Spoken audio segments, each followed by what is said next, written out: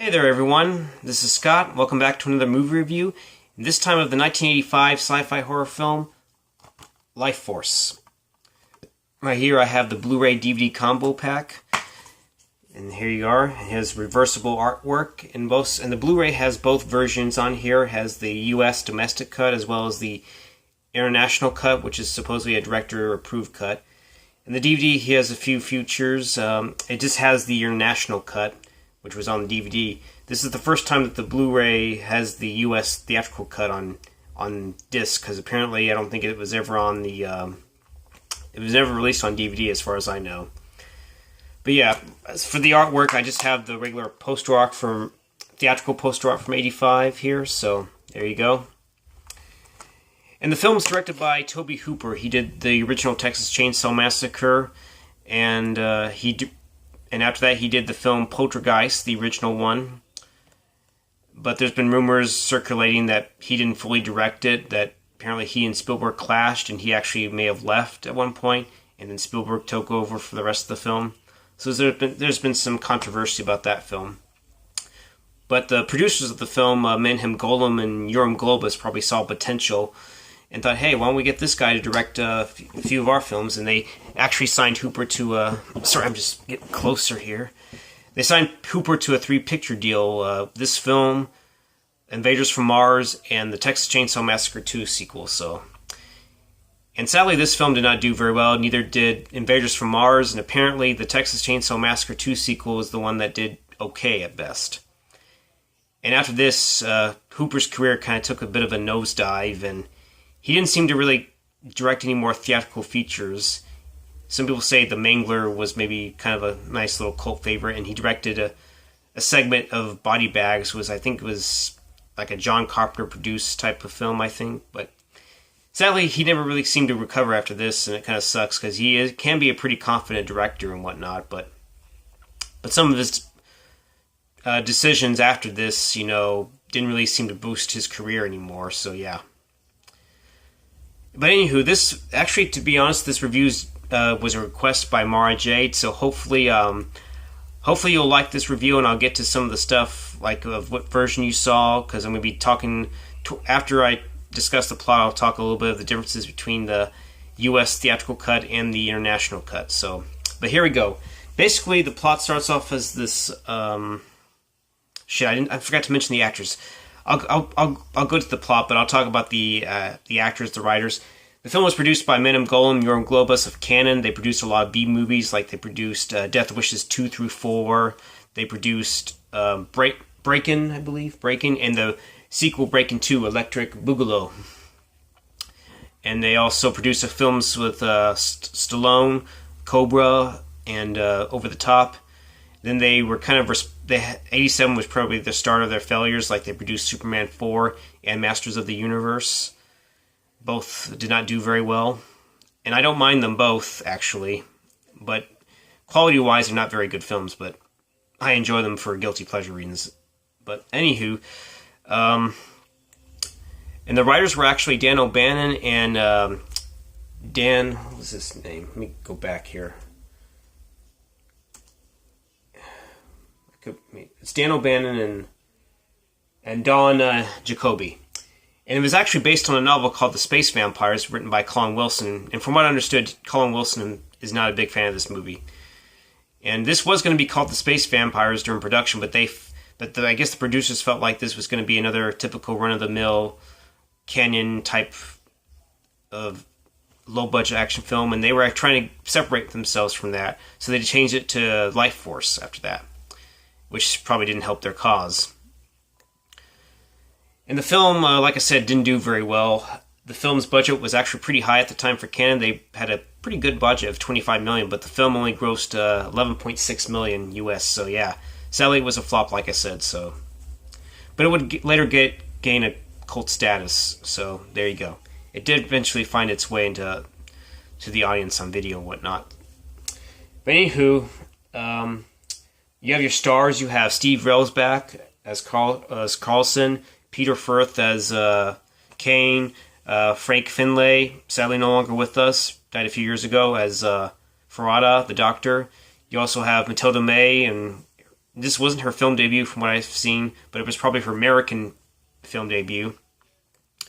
And she does a nice job of being just credited as a naked space girl. And boy, she is good looking, but I won't focus on that. And then, believe it or not, you have Patrick Stewart, one of his earlier roles. Before then, he was in Dune. And after this, he would go on to be in The Next Generation as Captain Picard, and as well as the Next Generation movies. And of course, he was Professor Xavier in X-Men films. And then you also have, who else? The guy that played Bukowski. He's sadly no longer with us as well. In fact, he actually died before Frank Finlay, and Frank Finlay was a much older guy. And apparently, from what I read of Michael Gothard, the guy that plays Bukowski, he committed suicide back in '92 by a self-inflicted gunshot wound. So that's kind of sucks to hear, mainly because he was depressed for a good part of his life, and that sucks. So I'm sorry to hear that, man. Hope you're resting well in peace.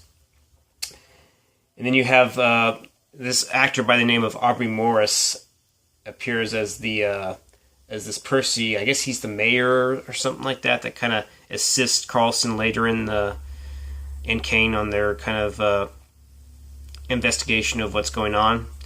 But anyways, now I'll finally get to the plot. So basically, the plot starts off with this joint British and American space shuttle crew called the Churchill, and they are finding. They end up finding this very extensive, humongous long spaceship inside of Halley's Comet at the head of it, apparently. And eventually, Carlson and a British crew member discuss, this rarely comes around and they won't see this again, so they got to take a look at it before time runs out.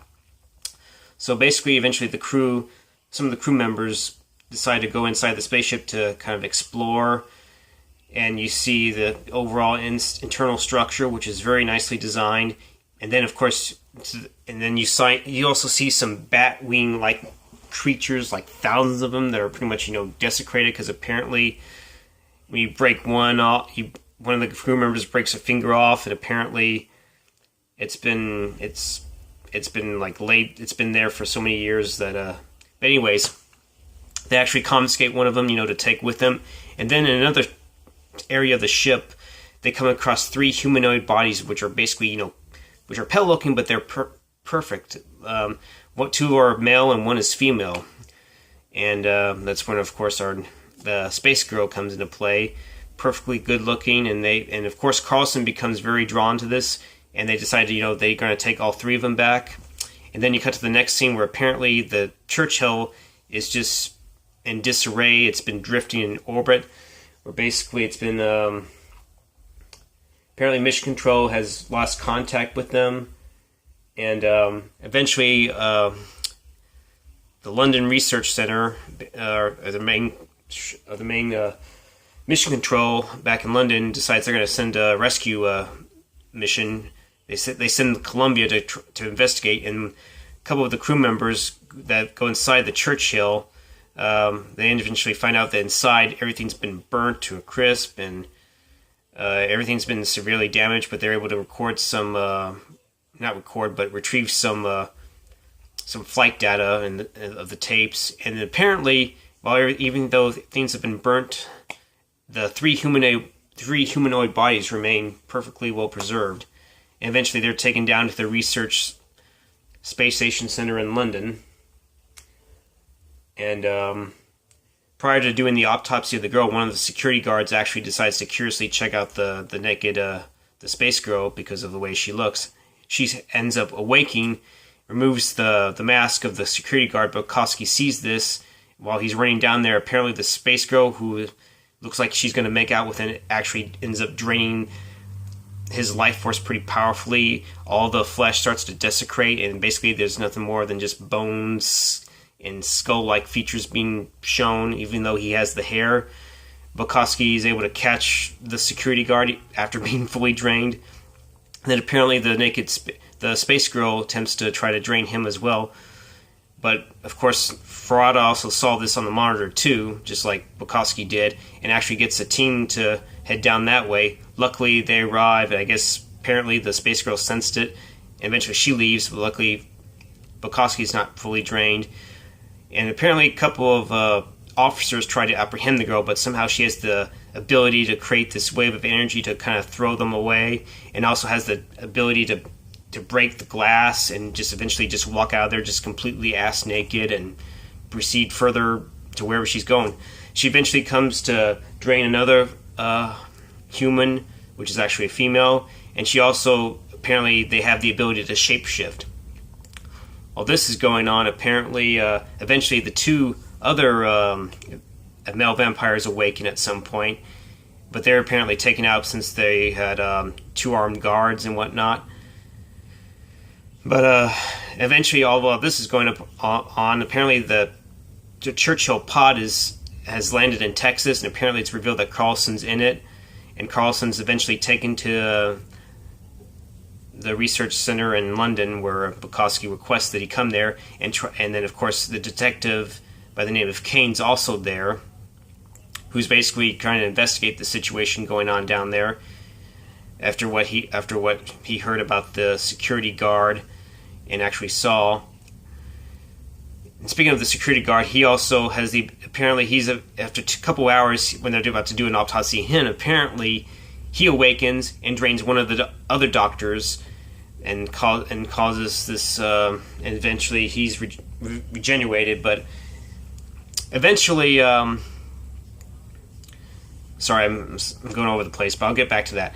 Eventually Carlson described, whenever they get Carlson to come back, he basically tells the events of what happened. Basically when they brought the three humanoid bodies back, one by one all the crew members were being fully drained, nothing but skull-like features in the skull, bones starting to show up, and their faces completely almost drained. And apparently only he was the one remaining alive, and he's all bearded up and whatnot. Of course, he shaves it off when he comes back to the research center, and he sees what's happening, and doesn't want this to go to Earth, so he decides to set fire to the ship.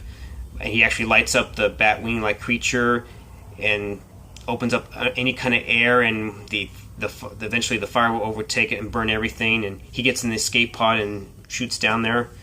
And despite telling this, we later learn that Carlson's not forthcoming about anything else. Apparently he possesses a psychic link to the girl. Like there's a little dream sequence where apparently she comes to him in his dream in this very seductive clothing, which she eventually removes, and she's showing her tits and whatnot, and both him, or Carlson, and the girl, the space girl specifically, are having this make-out session where basically they're kind of draining each other's life.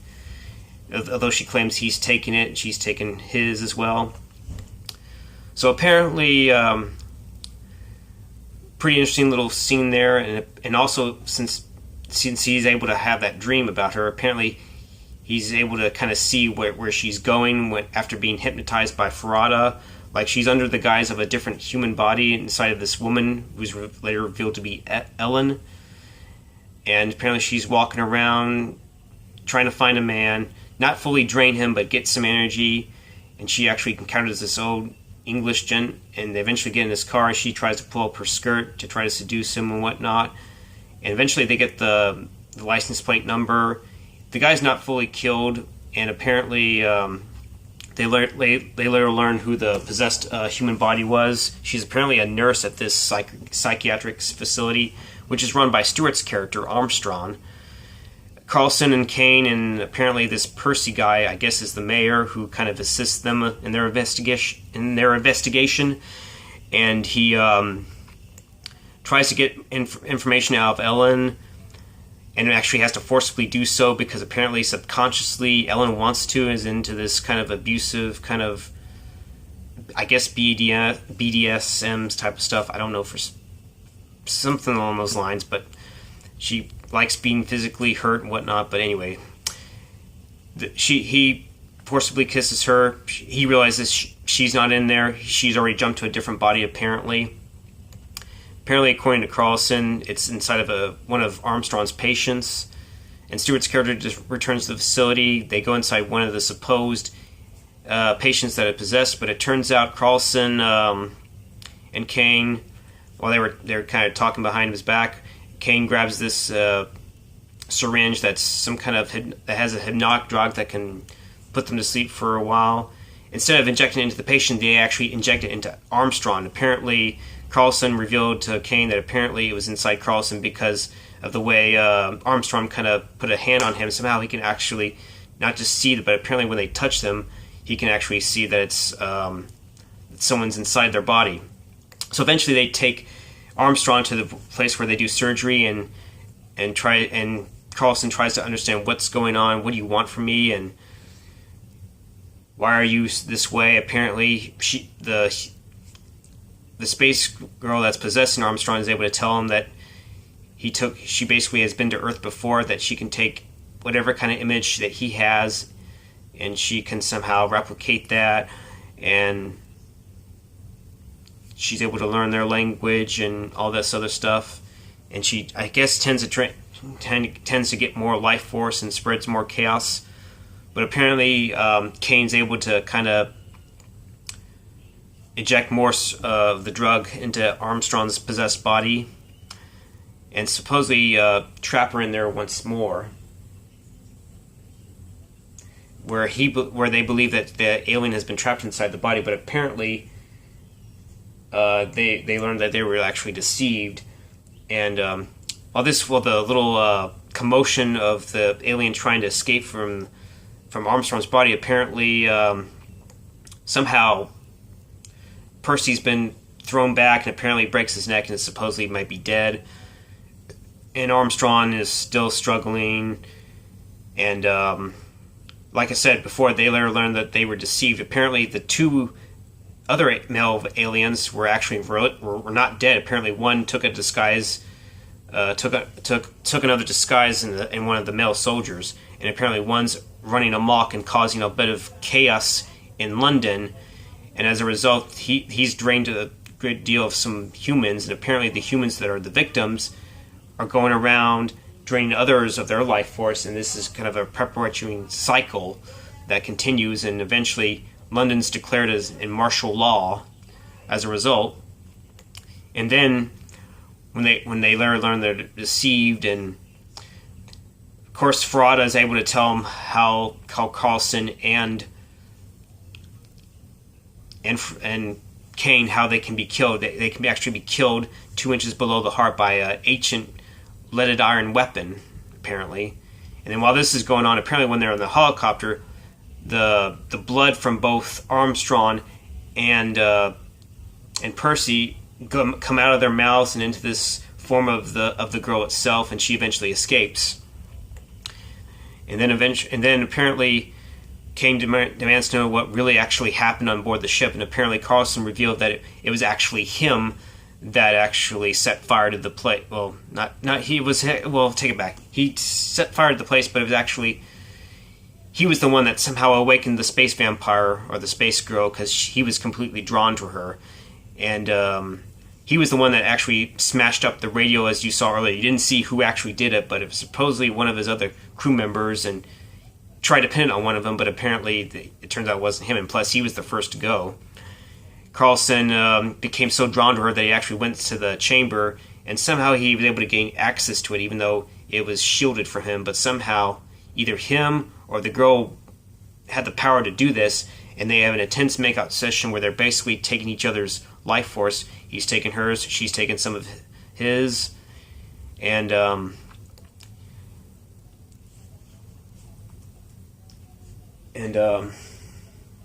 but yeah. And so in order to make sure that no one knew what was happening with him, and to make sure to protect Earth, he of course set fire, and that's that. But apparently he decides he wants to confront the matter himself, to try to face up to the girl. So he actually goes on his solo way to track her down. Eventually she tracks her down to the cathedral at St. Paul. Eventually Kane decides to follow suit to determine what happened, and eventually there's more chaos inside London, where most of the victims are draining each other of the life force, creating more zombies and whatnot. And Kane eventually encounters Ferrata, even though he's actually stabbed one of the the male vampires, apparently somehow he became infected. Either it was because off screen he was drained, or maybe the vampire being there may have somehow drained him, which is something similar to what happened on the Churchill. I don't know. But eventually Kane shoots Ferrata, and eventually the life force of him goes out, and he takes the ancient weapon, and he of course learns and finds out where, of course, the space girl is actually located inside the St. Paul's Cathedral. And of course, when Kane is going through London, he encounters a few zombies here and there and trying to escape the pursuing ones. He eventually comes across the second male vampire and actually stabs him after not being afraid to do so, and stabs him below the heart and kills him off. Then eventually he's able to find Carlson at the cathedral, and him and Mathilda May are engaging in this intense makeout session, and explains and asks why he feels so close to her and whatever. And earlier, apparently, from what she reveals to him, that they are part of each other due to the fact they're sharing their life forces pretty much, thus their psychic bond. And apparently, supposedly the girl loves him, but Kane tells him that that's not the case, that she will destroy this world and him as well. So while Kane's observing this, he has the weapon. He tries to call out Carlson several times before Carlson's able to shake it off, and Carlson yells at Kane's name, and Kane throws Carlson down the leaded iron weapon, and then Carlson impales the girl with the weapon along with himself to make sure they both are not going anywhere. And eventually, the blue light that's coming out, emitting from both of them, because she's somehow emitting the energy back to her ship as well, it now becomes red, and they both are sent up there in this pretty solid effects sequence where the structure was unfolding. And then once they get there, apparently when they're back in the glass chambers, there's like several small baby-looking creatures, it looks like. And then the structure that was, unfolded decides to close down, and eventually we see, Kane kind of looking up and seeing how now the destruction has ended, and apparently we see the ship, resume back to where to its original course inside Halley's Comet, and that's how it ends. Overall, I'd say I like the film. It's an enjoyable ride. I mean, from the opening sequence, depending on which version you see, which I'll get to. Apparently, the U.S. theatrical version is cut by 15 minutes. Like, it opens with the title of Lifeforce. It has a different score. Apparently, at the last minute, Michael Kamen and James Guthrie were brought in to put in these additional cues, replacing some of Harry Mancini's score. But Mancini's score still remained. But in the UK one, it's all Mancini's score. None of the Michael Kamen cues are in that one. And Michael Kamen actually did a few decent cues in the U.S. theatrical cut, along with James Guthrie. And, but there's also some of the Churchill scenes were kind of cut back, and plus the titles kind of played on in the opening sequence of the U.S. one. In the UK cut, it actually opens with this asteroid field, and there's an epic music played by Harry Mancini, and the titles are playing or occurring on there. And when we get to the Churchill scenes, none of the opening titles are on there. They had to color them differently in the U.S. theatrical cut. Luckily, they didn't have to do that since the titles and the credits were playing on the asteroid field in the UK cut. Plus, like I said, the Churchill scenes were kind of cut down, apparently. And then certain scenes, like apparently when let me go to the IMDb for. I know that there's some few dialogue scenes that were removed. Certain scenes were cut to the bone, like whenever they want Carlson in. Apparently, in the UK cut, Bukowski demands that Carlson be brought here very soon, and it happened much quicker in the theatrical cut, the US one. Let me get to it.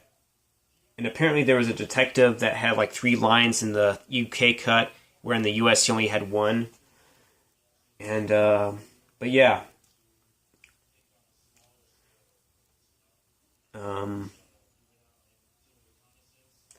apparently certain scenes whenever it's revealed that Carlson is kind of the reason why this all happened, like the intense makeout session with Mathilda May was cut to the bone or something in the US cut. In the UK it's been restored. And certain scenes with the Ellen with the actress Nancy Paul, they were cut slightly.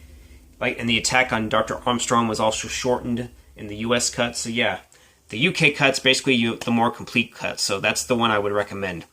Now getting to the cons, I felt like they could have explained a few things better. Like they could have explained how they're able to shapeshift. I felt like that was kind of just thrown in, and didn't really explain it well. And it's not explained how they can easily jump from body to body. Somehow something about the original form taking on the host or whatever didn't quite make sense. It seemed like plot structure was kind of all over the place at times looking back. And I think they should have better explained it, but I guess, that kind of ruins the mystery of the horror film. And while the special effects for the most part are pretty good, the parts where the blood escapes from Armstrong and Percy, I can tell they're easily dummies, and that kind of that's one nitpick I have about the practical effects. But most of the practical effects and the visuals are good. And there was something else that bothered me. There might have been a few pacing issues that I had with it. And something seemed to... I'll even admit, while the longer cut's the best way to go, I felt like it kind of dragged it a little bit. But yeah, I guess those are the cons I have about it. But the pros, all the actors do a great job. Steve Railsback does a nice job in the lead role. Apparently before then he played the role of Charles Manson in a TV movie or something like that, and he had a role in X-Files as Dwayne Barry in a 2-parter episode. He also was in a film called Disturbing Behavior as the corrupt sheriff. So he does a good job as the lead here. I think while he's the victim, he feels like he's determined and he wants to prove that he can somehow save the world even if he is responsible. And Peter Firth does a good job as Kane, as the investigator. The biggest highlight was definitely Mathilda May and all her naked glorious. There was actually one scene where she wore some white clothing, but for the majority of the film, she's ass naked and has a great rack. And I'm sorry if I'm sorry if I'm saying this, but man, she is. I guess they were right. The actor, one of the characters said she's perfect. She was perfect. My gosh, that body is gorgeous. What more can I say? She's definitely the highlight. She's definitely worth the looker. And she does well for this being her first American release. And plus, she was barely 19, I believe, when she did this film. And she was actually uncomfortable with the nudity, but she was a trooper and just went along with it and did the best she could. And Tobe Hooper made it clear, made her comfortable made her comfortable in the best way possible whenever she was naked and whatnot. So, yeah, her I believe she was a dancer too. So she did a good job in that and keeping up with the physical aspects and just not having a whole lot of dialogue, because while beautiful looking, you can tell that there's definitely something sinister about her. She does a great job, and so does Patrick Stewart, even though he's not in the film very much for the role he's given. And the same with Ferrata, the actor does a good job, and same with Bukowski. Michael Gothard, I believe, is his name. He does a good job as that character. And most of the special effects, other than that dummy scene, they hold up very well. They were done by John Dykstra, who I believe he worked on the Star Wars films, and I believe he also worked on Star Trek: The Motion Picture. I believe that he won an award for best effects for this film, and it really deserved it. It really showed in the budget. I think the visuals still hold up very well for the most part, including the spaceship sequences. And but yeah. And the score by Harry Mancini is really great. Even from the opening scene on the asteroid, you're going to be in for a ride. Just the epicness of the score and the very essence of the score throughout the rest of the film, like the theme of the space vampire and the discovery of it, and when chaos ensues in London. It's great. It's a great score, and the end titles and whatnot. Just the very epic score by Mancini really does its job, and and serves the film very well. But yeah, overall, I like this film. And Marjade, and hopefully you like this review. Hopefully I did a good job of differentiating between the US and the UK cut. So hopefully you like this review, and hopefully it's good enough for you. And hopefully you might want to go rewatch it again. So yeah. But thank you for suggesting I watch this film and do a review on it. So yeah. But all the few issues that I had with it, it's a very enjoyable film. And if you want to see a naked space vampire girl, go give this film a watch, because I doubt they're ever going to do anything like this ever again. Especially when they'll probably say that we're what's the word? I know this word, but we're I can't even remember the word now. Oh, we're being you're a perv, or you're